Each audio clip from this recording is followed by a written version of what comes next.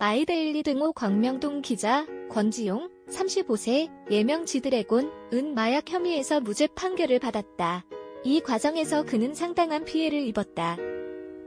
유형무형의 피해는 처음에는 여성 A, 29세, 유흥업소 종사자로서 정과 육범인 A씨의 일방적인 진술로 시작된 수사에 의해 가해졌다.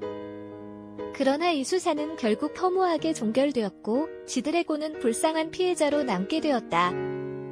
우종수 경찰청 국가수사본부장은 11일 정례 기자간담회에서 지드래곤에 대한 객관적 검증을 거친 끝에 참고인 6명 정도를 조사하여 수사가 어느 정도 진전되었다며 최대한 신속하게 사건을 마무리하고 결과를 발표하겠다고 밝혔다.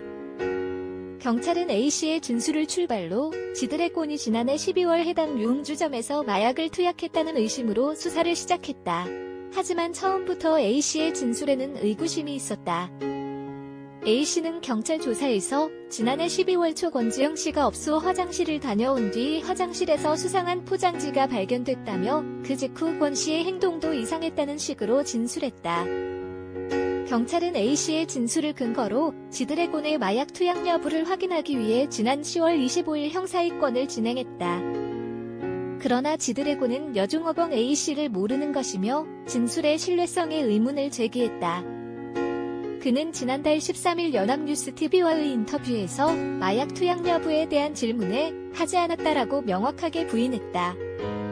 수상한 포장지와 관련하여 지드래곤은 제가 설명할 길이 없는데 저는 그분의 지금 행동이 이상한 걸로 보여지고 저도 언론이나 기사 내용을 통해서 제가 지금까지 아는 바로는 그분이 어떤 사람인지 여종업원이 누구인지 제가 하는 행동에 관하여 사실인지 왜냐하면 제가 듣기로는 제가 알기로는 마약 전과가 또 있고 한 사람이라서 그 사람의 진술에 신뢰성이 있는지 사실 저 또한 의구심이 많이 드는 입장이라고 말했다.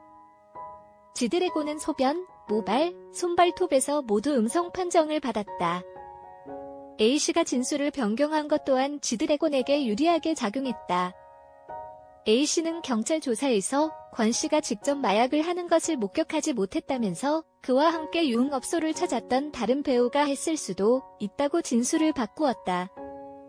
법조계에서는 일찌감치 지드래곤이 불쌍한 피해자가 될 것이라 예측했다. 지드래곤은 마약 의혹이 제기되자부터 항상 혐의를 부인해왔다. 결국 그는 사필 규정, 모든 일은 결국 반드시 옳은 이치대로 돌아간다를 입증했다. 그러나 지드래곤은 여전히 심각한 상처를 입었다. 광고계에서는 불미스러운 사건으로 인해 그의 명성이 훼손되었을 가능성이 있어 위약금 청구가 이뤄질 수 있을 것이라는 주장이 나왔다. 일부에서는 그가 500억 원 상당의 위약금을 내야 할 것으로 예상되었다.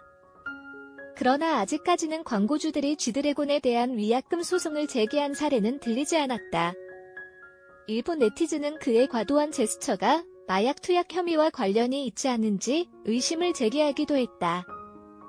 지드래곤은 불공정한 상황에서도 당당하게 자신의 입장을 주장하며 진실을 밝혔다. 그러나 결국 이는 사실이 아니었다.